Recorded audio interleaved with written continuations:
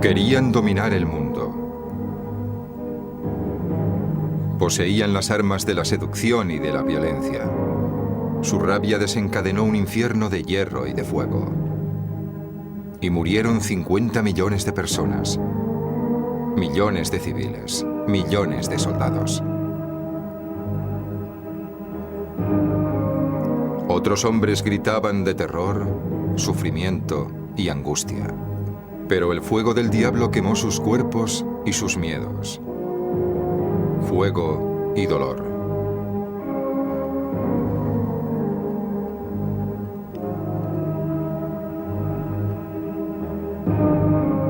Eran los endemoniados caballeros del mal, aunque al final fueron derrotados y devueltos a los infiernos.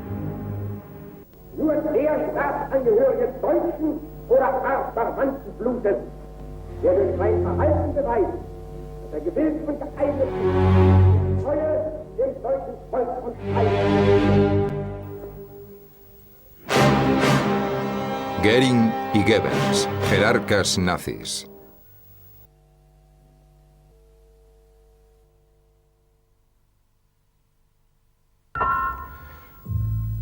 Hermann Wilhelm Göring nace en Rosenheim el 12 de enero de 1893.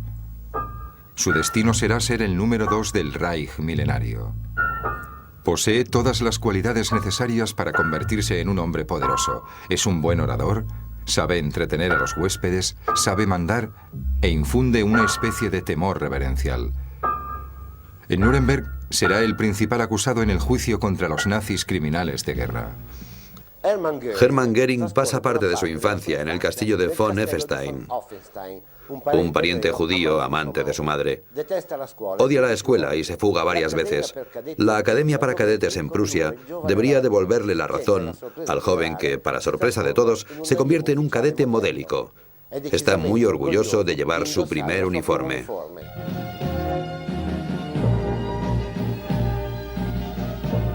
Toma parte en la Primera Guerra Mundial en calidad de oficial de la aviación alemana.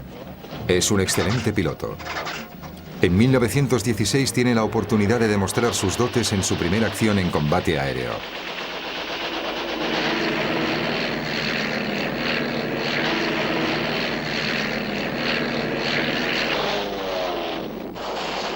Bajo las órdenes del legendario Barón Rojo, derriba más de 25 aparatos enemigos y obtiene la condecoración al mérito. En 1918, después de la muerte del comandante von Richthofen, Göring tendrá que sustituirlo y será ascendido a jefe de escuadrilla. Sucede así al más famoso piloto de caza de la época.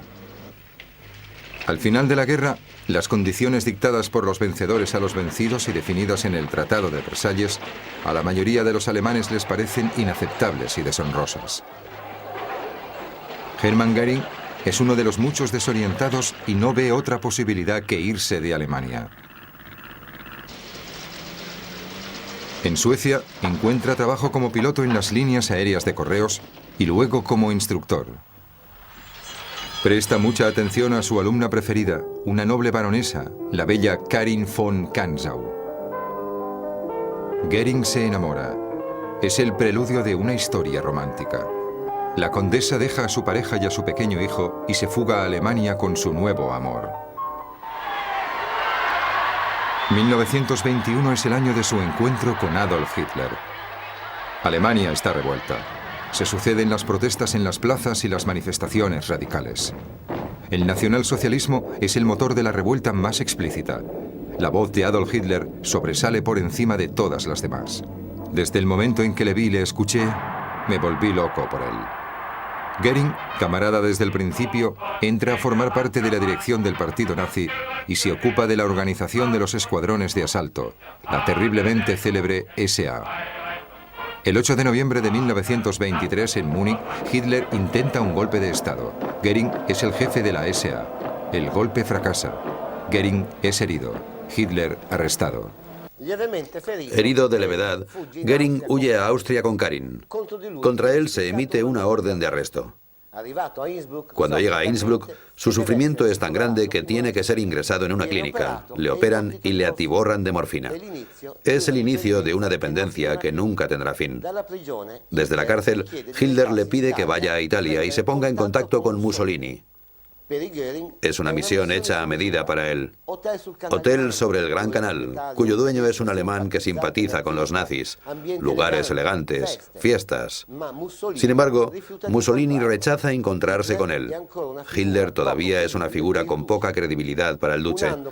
Tras un año vivido en Italia, los Göring deciden volver a Suecia con la esperanza de una ayuda por parte de los padres de Karin. En un pequeño piso de Estocolmo, Göring lucha contra su dependencia a la morfina.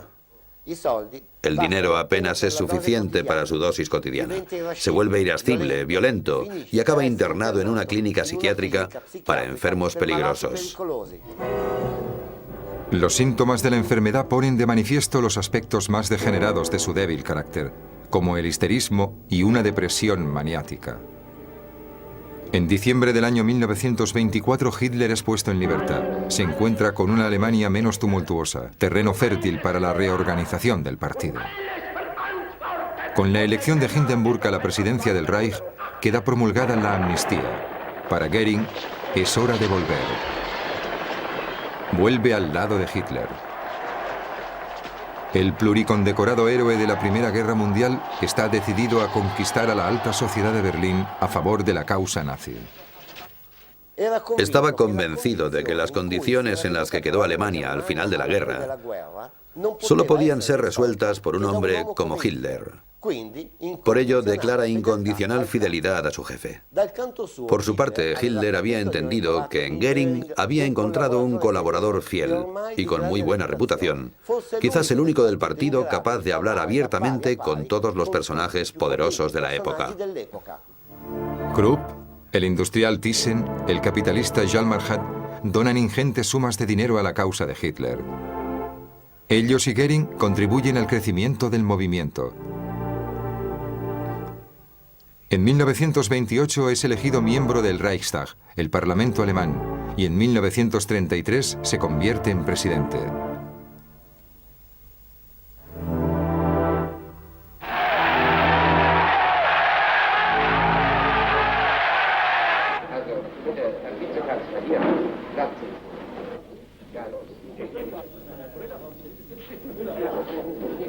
La diplomacia del consenso lleva al acuerdo con von Papen y con Gumbert, dueño de numerosos diarios.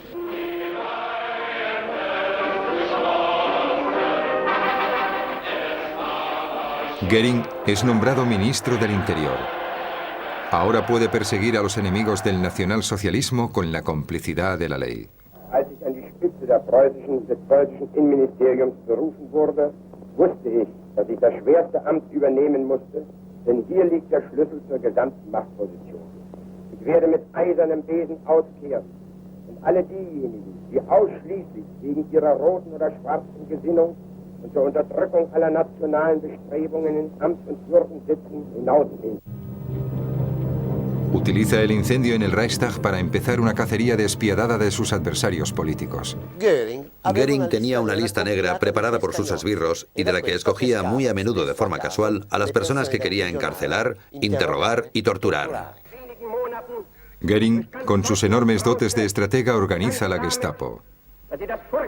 Propone la construcción de campos de trabajo forzados donde internar a los opositores del régimen. Devoto paladín, en el Parlamento de Prusia aclama a Hitler canciller del Reich.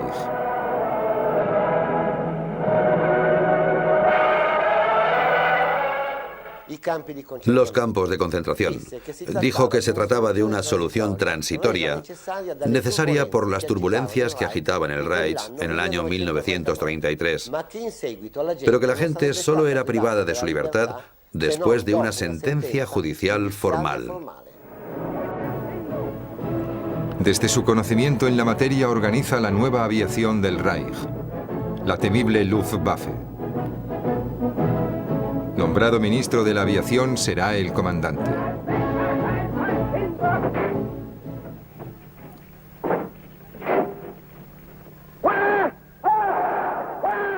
El ambicioso proyecto de Goering es aumentar la producción de aviones y el número de pilotos. Se inspira en el modelo que ya funciona en la Italia fascista, bajo la dirección de otro famoso piloto, Italo Balbo. Activa centros de interceptación a través de los cuales espía principalmente a los amigos, sobre los cuales se escribirán voluminosos informes.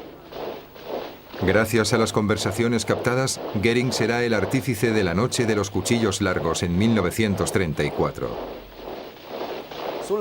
Sobre la base de complots nunca existidos, Hitler y Goering empiezan la masacre de antiguos camaradas. Dentro de su antigua escuela de cadete, Goering hace fusilar a 43 presuntos golpistas. Hitler está haciendo lo mismo en Alemania del Sur.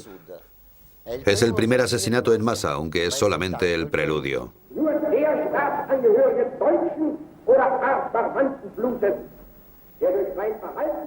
Con la complicidad de los miembros del partido, mueren los últimos fragmentos de humanidad.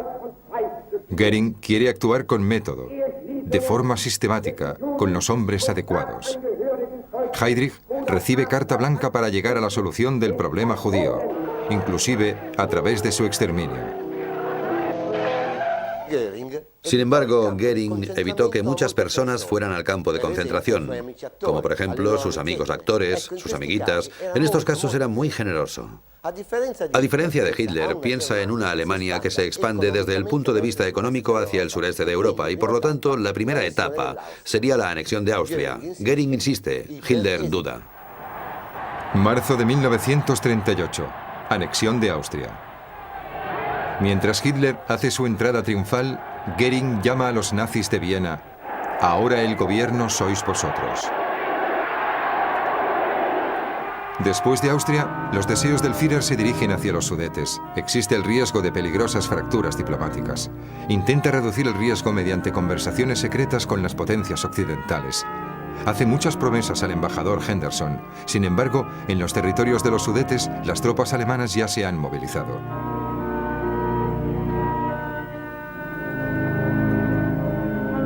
Goering presiona a Mussolini, el duce italiano, para que mantenga la función de mediador con el premier británico Chamberlain.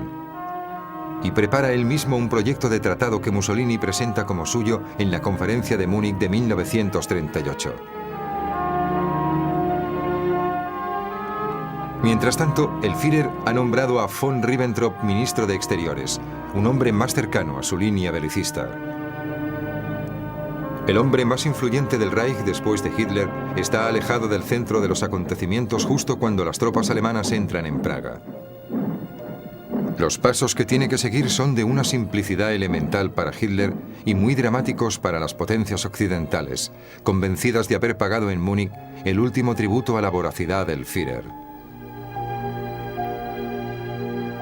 A Goering le queda claro que solo podrá mantener el poder siéndole fiel a Hitler de forma incondicional. Se debate entre su deseo de mantener la paz y la devoción por su Führer, que solo piensa en la guerra. La Alemania nazi ya ha preparado los planes para invadir Polonia. Goering intenta secretamente reducir el conflicto mediante encuentros diplomáticos con el gobierno británico. Todo será inútil. El 1 de septiembre de 1939, Hitler desencadena la Segunda Guerra Mundial. El inicio de la guerra marca el momento crucial en la vida y la carrera del mariscal del Reich, Hermann Goering. Tras la muerte de Karin, se casa con la actriz judía Emmy Sonnemann. Es cada vez más la sombra de sí mismo. Solo es el pálido recuerdo del condecorado héroe, del hábil jerarca de hace tiempo que hizo la suerte de Hitler.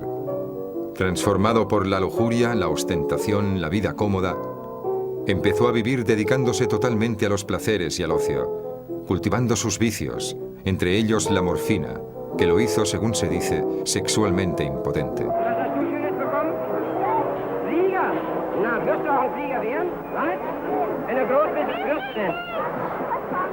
En las eventuales apariciones oficiales aún consigue mostrarse como un simpático bonachón.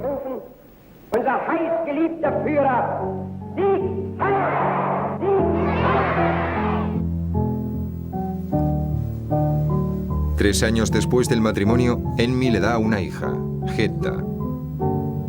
Aunque las malas lenguas dicen que la niña no es suya. El premio por su fidelidad incondicional al Führer no tarda en llegar. Le gusta repetir: yo no tengo conciencia. Mi conciencia se llama Adolf Hitler. Hitler ya ha decidido. Göring será nominado Viceführer. Con el objetivo de poner a punto la estrategia militar basada en la eficiente coordinación entre las tropas de tierra y la Luftwaffe, llama a su lado a Gerald Milch, el antiguo director de Lufthansa, la aviación civil. La radical reorganización de la cúpula del ejército lleva a la destitución de los oficiales demasiado moderados. Ya tiene los que reemplazará. Sin embargo, Hitler decide de otra forma y asume él mismo muchos de los cargos militares. Con el fin de aplacar las ambiciones de su fiel segundo, inventa para él el título de Gran Mariscal.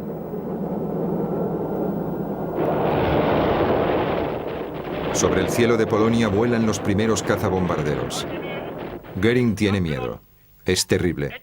Hitler se ha vuelto loco. En el caso de que perdiéramos la guerra, que el cielo nos ayude.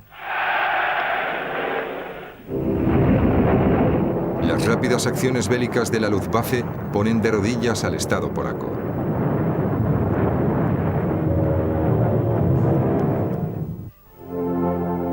Cada vez más ineficiente desde el punto de vista militar, Göring encuentra refugio en su terrible tren de mando. En las reuniones del Estado Mayor aparece indiferente y poco informado sobre las cuestiones de la orden del día.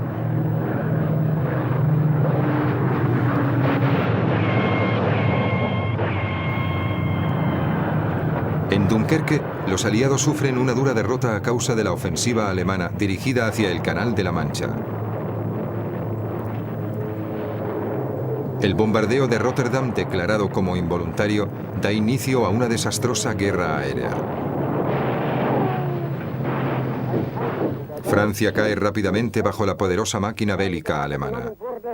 Göring proclama a Hitler como el más grande caudillo de la historia. En París, gran culto de arte tiene por lo menos el mérito de evitar la destrucción de numerosas piezas y obras de arte presentes en los museos.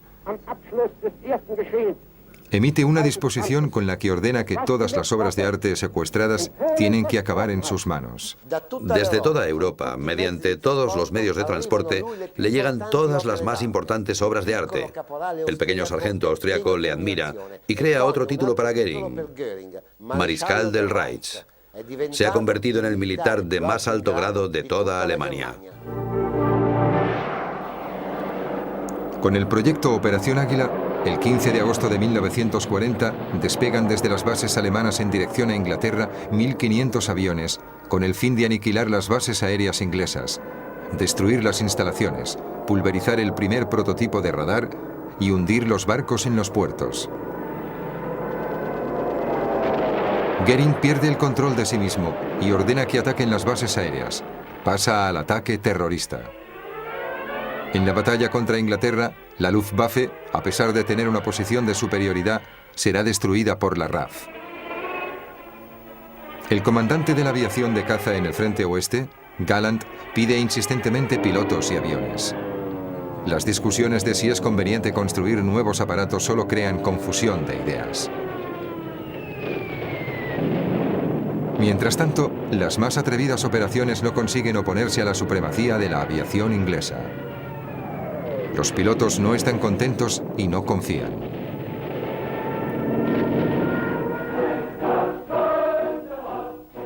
Göring ordena a Milch poner orden, y cuando éste le recuerda que él no es de pura raza aria, contesta: aquí yo decido quién es judío y quién no.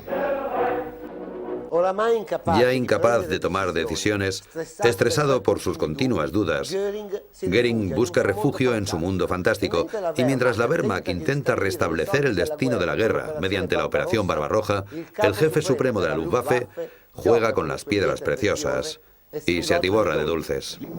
La invasión de Rusia es inminente. Informado sobre la Operación Barbarroja, no está de acuerdo con la orden de Hitler. Quisiera impedirla, pero es demasiado tarde. Entonces, mediante un contacto sueco, revela a las potencias occidentales cuándo se producirá el ataque. Sube a su tren personal y se instala en Prusia Oriental, cerca del cuartel general de Hitler. Bajo los efectos de la morfina, transforma el presente gris en una especie de fábula de color rosa. Sin embargo, la realidad lo alcanza pronto.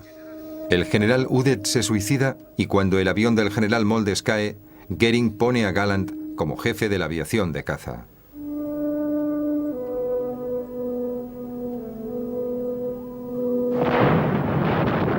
Mientras tanto, a pesar de que Goering asegurara la inviolabilidad de los cielos alemanes, los aliados atacan Colonia con 1000 bombarderos.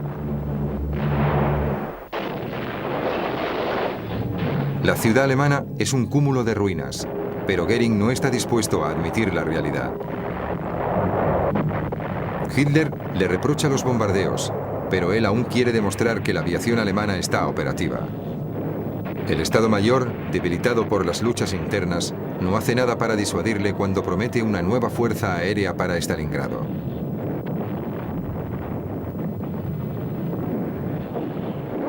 $280.000 soldados atrapados por la nieve y el hielo esperan una ayuda desde el cielo que nunca llegará.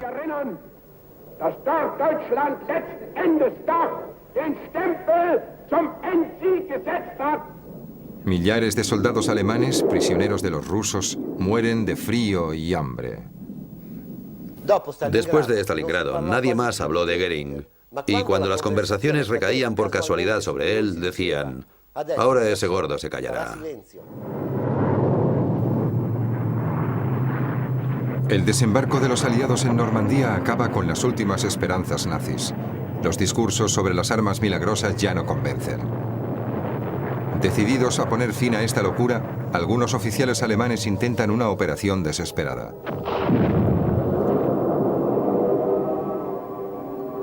El atentado contra Hitler fracasa. Cuando a Berlín llega la noticia de que Hitler no ha muerto, los conjurados se quedan desconcertados e impotentes. Hermann Göring, como buen servidor, va de inmediato donde está su Führer, pero se queda perplejo cuando lo ve tembloroso y asustado. La Luftwaffe prácticamente no aparece cuando los bombarderos rusos dejan caer sus bombas sobre la capital alemana. Göring había garantizado al Führer un puente aéreo para abastecer a las tropas asediadas en Stalingrado. Hitler había ordenado mantener las posiciones, aunque el puente aéreo nunca llegó a realizarse. El avión a reacción es la última arma secreta del Führer. Sin embargo, para que pueda volar necesita mucho carburante, que por otro lado empieza a escasear.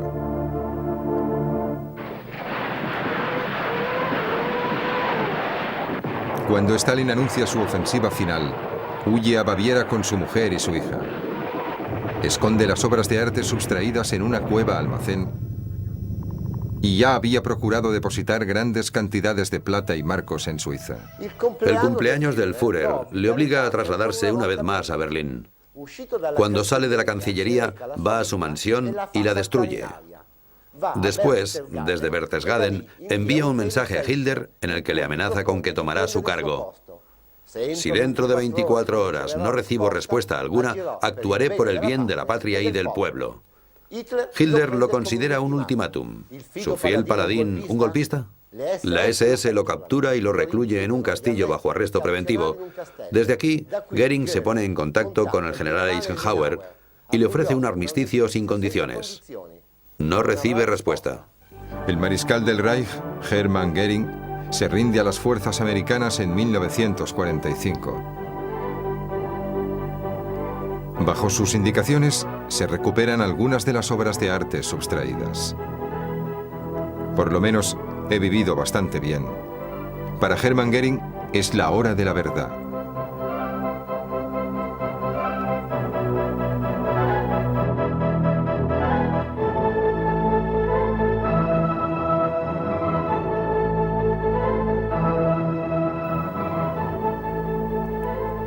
Los periodistas americanos no quieren perder esta ocasión, aunque las imágenes que se imaginan son muy diferentes.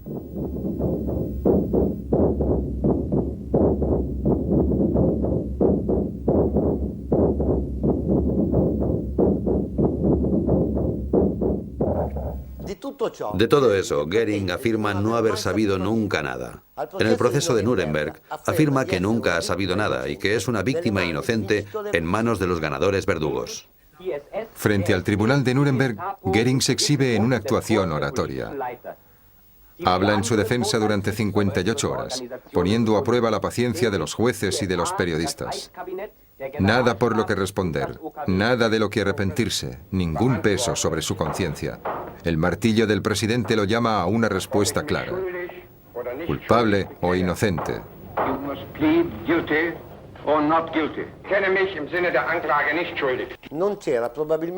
Es probable que no hubiera nada en la doctrina nazi que Göring no aprobara. Dijo una vez que era el fiel paladín de su Führer. Y eso significaba creer en todo lo que hiciera o dijera Hitler. Después de la sentencia, escribe 3 cartas: a su mujer, al cura de la cárcel y a la comisión de los aliados. Habría aceptado el hecho de ser ejecutado por un pelotón de ejecución.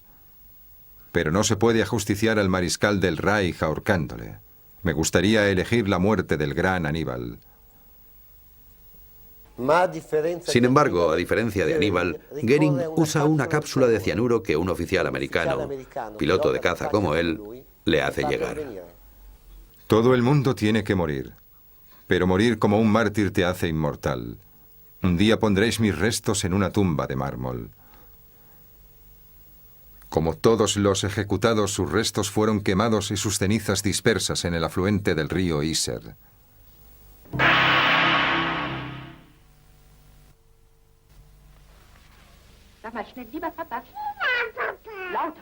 Heide, 3 años. Heda, 5 años.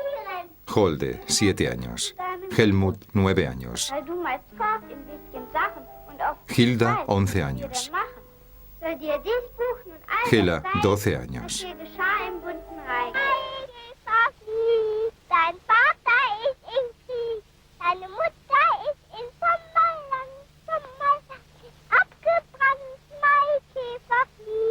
Das Radikalste ist heute gerade radikal und das Totalste ist gerade total genug. Im Sportpalast in einer Loge sitzen wir. Unten bietet sich Un hombre al que le gustaba que le llamaran Herr Doktor. Joseph Goebbels es la voz de su amo. Había puesto en práctica a la perfección las tácticas hitlerianas de la conquista de masas, explotando las armas de la provocación y las reacciones de los adversarios comunistas. La propaganda es una de las armas con más poder en el siglo XX, un extraordinario instrumento para la exaltación del Führer. Hitler apreciaba mucho al Dr. Goebbels. Lo consideraba una persona especialmente fiel, un nazi convencido y un ministro de propaganda extremadamente eficaz.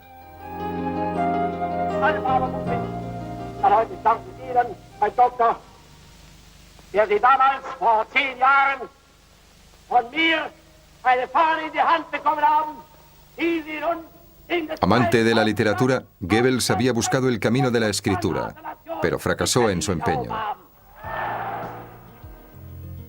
En el campo de la información descubre, como él mismo afirma, ser un predicador, un apóstol, una persona que arrastra a las masas y de tener entre las manos el alma de los trabajadores. Hombre ambicioso e inteligente, Goebbels se demuestra un preparado artista de la propaganda. Y el partido necesita cantos, héroes y mártires.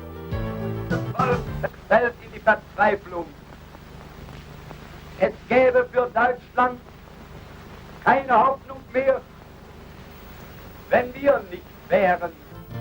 También es posible mentir a través de la escritura. Desde las columnas de su diario Der Angriff, el ataque, lanza violentas campañas de prensa contra los opositores al régimen. Y desde donde lanza el famoso eslogan Ein Volk, ein Reich, ein Führer, un pueblo, un imperio, un jefe. Una de sus obras de arte es la creación del mito de Horst Wessel, un desconocido activista nazi muerto en circunstancias poco claras. El martirio es una perfecta arma publicitaria. Empieza de esta forma el culto a los muertos como instrumento de propaganda. El entierro de Horst Wessel es un ejemplo perfecto. Goebbels pintó a Bessel como al hijo de pastores que se convirtió en un estudiante con extraordinarias cualidades, un idealista convencido que había combatido con fuerza por la cruz gamada y que había compuesto el himno que todo buen nazi debía cantar. Y con el ritmo del himno de Bessel, la República sucumbe. En represalia por el asesinato de un militante nazi, por el que se acusa a un joven comunista judío, Goebbels desencadena en todo el territorio alemán la furia antisemita. Las instrucciones verbales de Goebbels dicen que el partido no tiene que aparecer públicamente como el instigador de las manifestaciones. En realidad, su intención es organizarlas y llevarlas a cabo. La maquinaria de la violencia provoca en muy pocos días la destrucción de sinagogas, tiendas y el arresto de millares de judíos. Herr Doktor es ahora parte integrante del destino del partido nazi. La discriminación racial se convierte en la idea común de toda Alemania.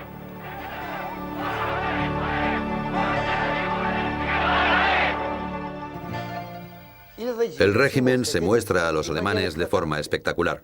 Goebbels ordena que se pase en los cines la marcha para la toma del poder. Instala el Ministerio de la Propaganda en un ruinoso edificio, la central de manipulación del pueblo. Los medios son modernos, el mensaje bárbaro. Es la dictadura de la opinión. El responsable de la propaganda, el gran amo de la información del Reich, con colaboradores sin escrúpulos, proyecta y dispone.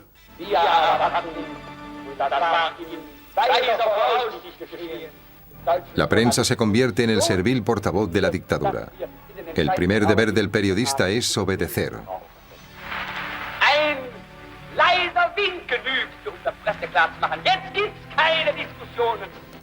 El instrumento más eficaz es, sin embargo, la imaginación.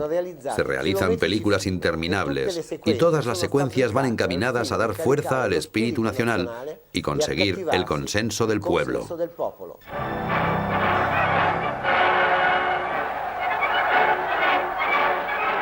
Hitler llega a los comicios en avión y Goebbels anuncia a las masas que el Führer llega desde el cielo. Son años de triunfo en los que crea un aparato de propaganda que tiene a su disposición los más modernos medios de expresión. Goebbels sabe conquistar la simpatía de la gente. Se presenta con maneras amables. Llega a hacerse aceptar como si fuera uno de ellos.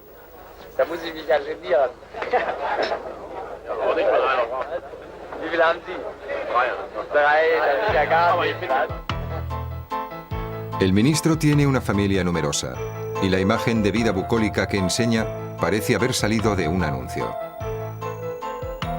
El pequeño hombre de pueblo es cada vez más poderoso, pero a la gente les dice que sigue siendo el mismo, cercano a sus orígenes de hombre de pueblo, pero con ideales firmes y nobles. La familia ideal del Tercer Reich. Magda, su mujer, proviene de una acaudalada familia y es una nazi convencida. Esta es para Hitler la pareja perfecta.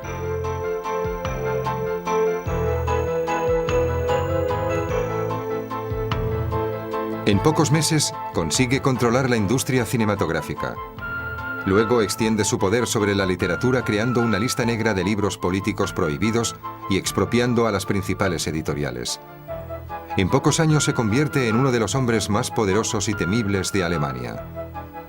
Del cine, el nuevo arte, Herr Doktor es un sincero apasionado, tanto que tiene una sala privada donde proyecta las películas que él mismo ha prohibido, las películas americanas.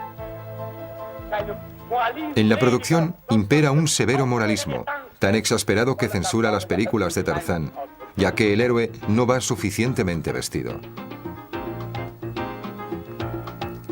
Goebbels usa su posición para obtener los favores de alguna rubia actriz de poca monta, un papel a cambio de prestaciones amorosas. La enfermedad que contrajo de niño que le dejó el pie izquierdo paralizado no es obstáculo para su colección de amantes. Muchas películas tienen como actriz principal a su última amante. Es fällt mir wirklich schwer ewig. 8 lange Wochen. Magda, su mujer, es recibida por Hitler. Ella se queja al Führer de las humillaciones que tiene que soportar. Hitler convoca a Goebbels y le pide su palabra de honor. Tiene que dejar a su amante. Sin embargo, la relación entre Goebbels y su mujer es cada vez más tensa y los dos desean divorciarse. El ministro quiere dimitir, ser nombrado cónsul y salir hacia Japón. Hitler se enfurece, necesita a Goebbels y no puede aceptar que dimita. Monta un escándalo y de repente les propone con mucha calma: intentad estar juntos 3 meses y luego, si todavía queréis separaros, os concederé el divorcio. Naturalmente, Hitler no pensaba hacerlo, solo quería ganar tiempo. De visita en Berghof, la acogida a Goebbels es protocolaria. Hitler aún no le ha perdonado el escándalo. Un corazón dividido no forma parte de sus proyectos. La orden es enviar a su amante a Praga en 24 horas y el enamorado obedece a su Führer. Considera mucho más importante gozar de su favor que mantener una historia de amor. Sin embargo, Hitler todavía no está satisfecho y 2 semanas más tarde le aparta del poder. A pesar de esto, en noviembre de 1938 llega la ocasión inesperada. Mientras los veteranos están celebrando los caídos en el fallido golpe de Estado en Múnich, llega la noticia: un diplomático alemán ha sido asesinado por un judío en París. Goebbels tiene la ocasión de hacerse ver por el Führer, de volver a caer en gracia. Moviliza a la SA en Berlín, hombres violentos que le son ciegamente fieles. Va por las calles al frente de ellos. Quiere demostrar a todo el mundo que sigue vivo, vigoroso y poderoso. La gente lo sigue. La SA se exalta. Goebbels arrastra a todo el mundo en contra de los judíos. Un extracto del diario de Goebbels. 10 de noviembre de 1938. He ido a la secretaría del partido. Presento un informe al Führer sobre los acontecimientos en curso. Hitler decide permitir que las manifestaciones se expresen libremente y ordena la retirada de la policía. Dice que los judíos deben sentir la rabia y la venganza popular. Bien dicho. Transmito las órdenes en ese sentido a la policía y al partido.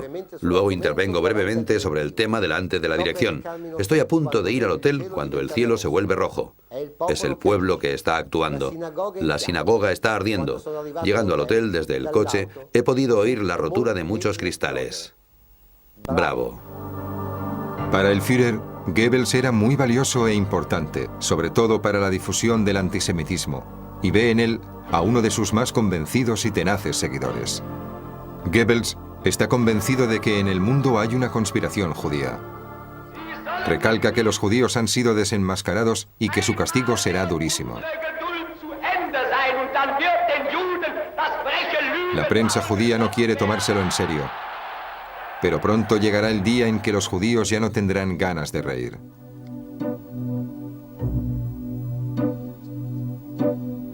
En un Berlín triunfal se desarrolla la mayor parada militar de todos los tiempos. Alemania exhibe su fuerza. Ha empezado una verdadera obra de exterminio contra los judíos que hasta hacía poco solo habían sido objeto de sanciones de tipo económico, político y racial. El ministro actúa en el papel de hombre de paz. Mientras la infantería de Hitler, la Wehrmacht, invade Polonia, Goebbels le asegura mediante su propaganda el consenso general. La suya es una guerra hecha de palabras. Está exaltado por el efecto que provocan sus discursos, se siente fuerte, indestructible, inatacable. Ya no se preocupa de su reputación y de las protestas que llegan desde el extranjero.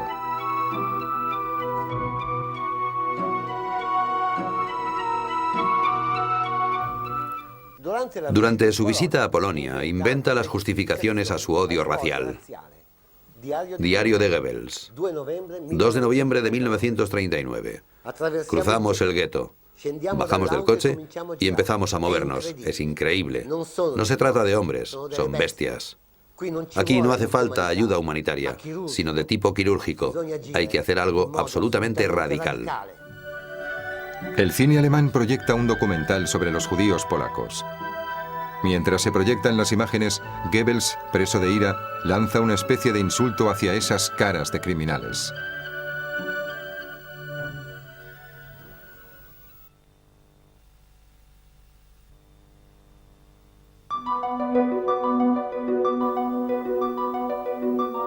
Rommel visita a la familia de Goebbels. Un general moderno, ascendido desde la nada, como él. Las victorias de Rommel son un medio perfecto para la propaganda y así transforma al militar en un mito.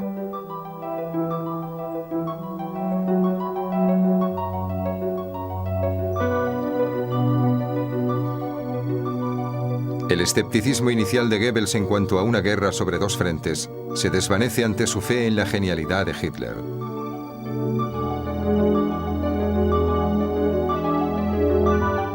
Promulga los decretos de guerra total y de tierra quemada. Pide medidas cada vez más severas contra los que dan señales de ceder o de debilidad. Las satisfacciones que le negaron durante la Primera Guerra Mundial quiere tomárselas en esta nueva guerra.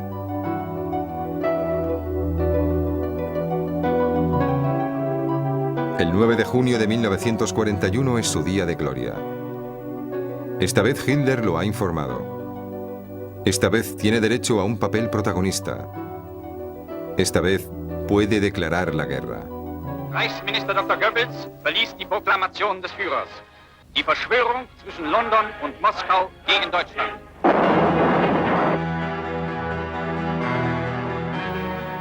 Debido al ataque sorpresa de la Unión Soviética, Goebbels vende una guerra de agresión como una guerra de liberación necesaria.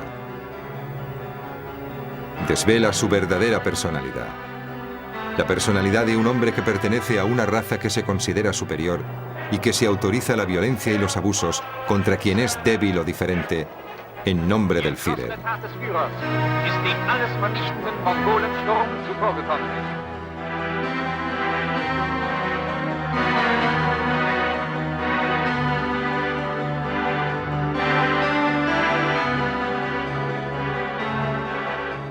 Prisioneros de guerra recluidos en un campo. Un espeluznante testimonio de rencor.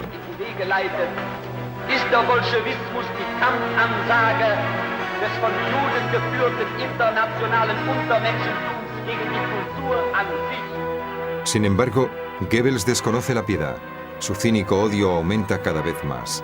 Está excitado, exaltado por la ambición de llegar cuanto antes al final de su diabólico plan. El exterminio total de los judíos.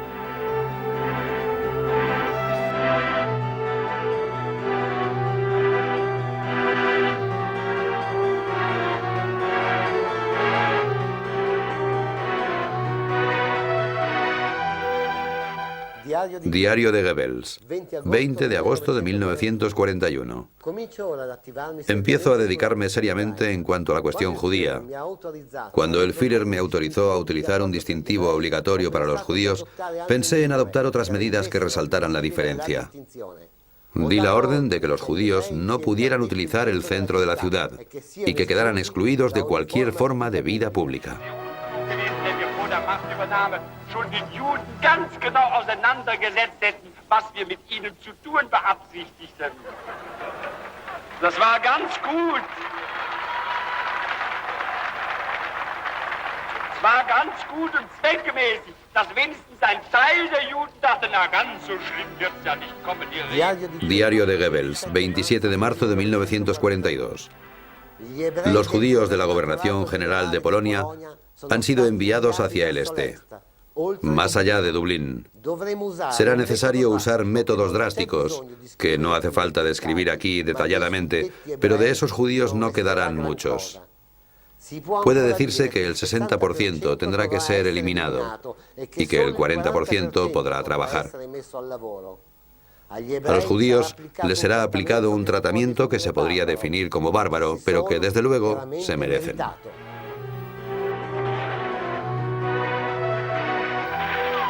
Cuando Alemania se acerca a la derrota, Goebbels asume el cargo de plenipotenciario para la guerra.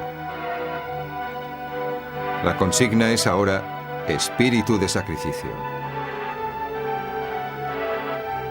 Memorable será el último discurso en el Palacio de los Deportes de Berlín. Cada frase, cada gesto han sido ensayados durante días. Deutschland jedenfalls hat nicht die Absicht, sich dieser jüdischen Bedrohung zu beugen, sondern vielmehr die, ihr rechtzeitig, wenn nötig und auf Quiere el consenso general para la guerra total, también en el frente interno.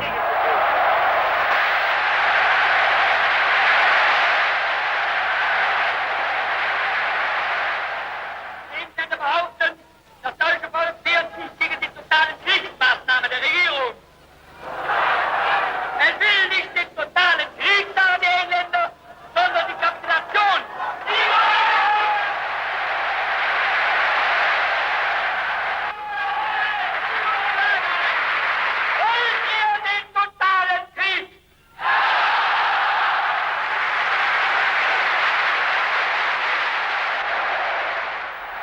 Con su discurso consigue que el pueblo pierda la cabeza. ¿Queréis la guerra total? Todos aclaman y en lo alto destaca la gran pancarta.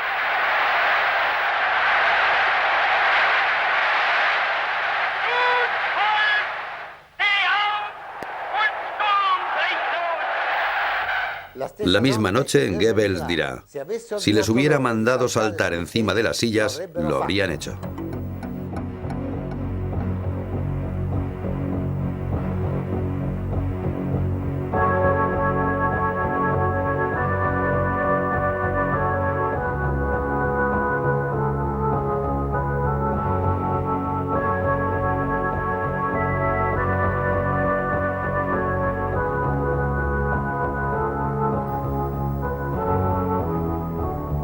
A pesar de que los ejércitos nazis estaban muy cerca de su derrota, Goebbels no se rinde y con extrema tozudez llama a los alemanes a la lucha.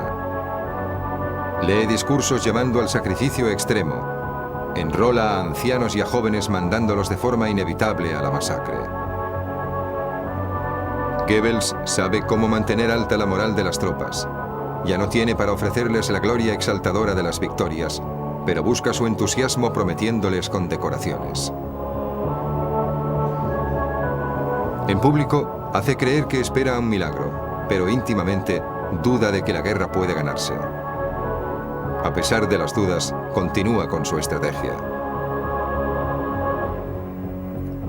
El 20 de julio de 1944, Hitler sobrevive al atentado organizado por una parte del Estado Mayor.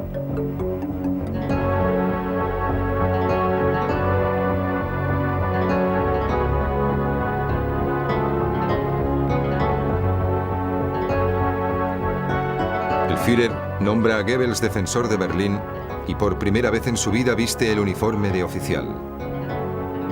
Sin embargo, el final está cerca.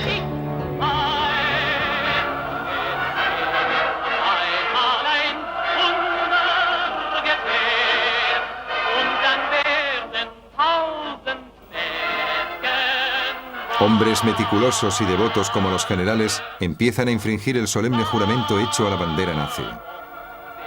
Los proyectos de nuevas armas secretas solo son palabras desesperadas.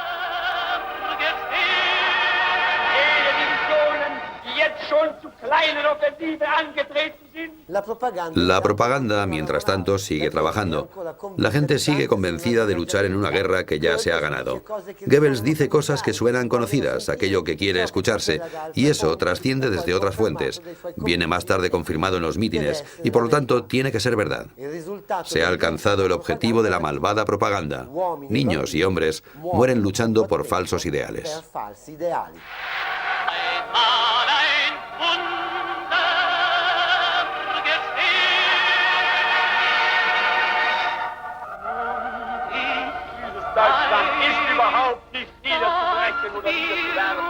Hasta el último momento llama a todo el mundo a la guerra y a una muerte de héroes, y todavía consigue convencer a mucha gente. Primavera de 1945. El desastre es total. Estamos casi en el epílogo. Goebbels está hablando por radio.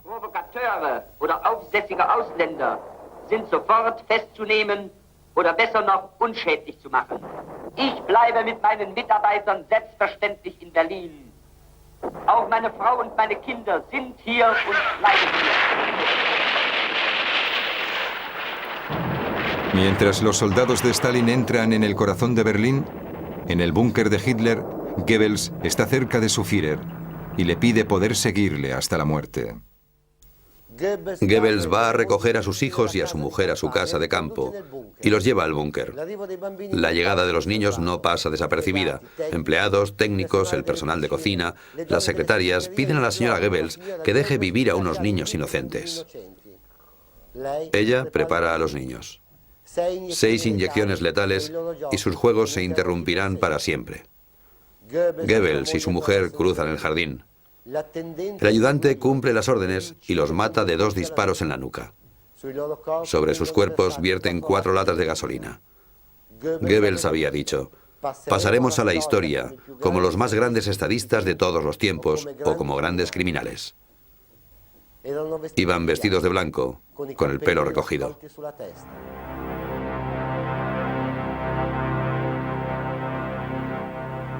Höre Adolf Hitler!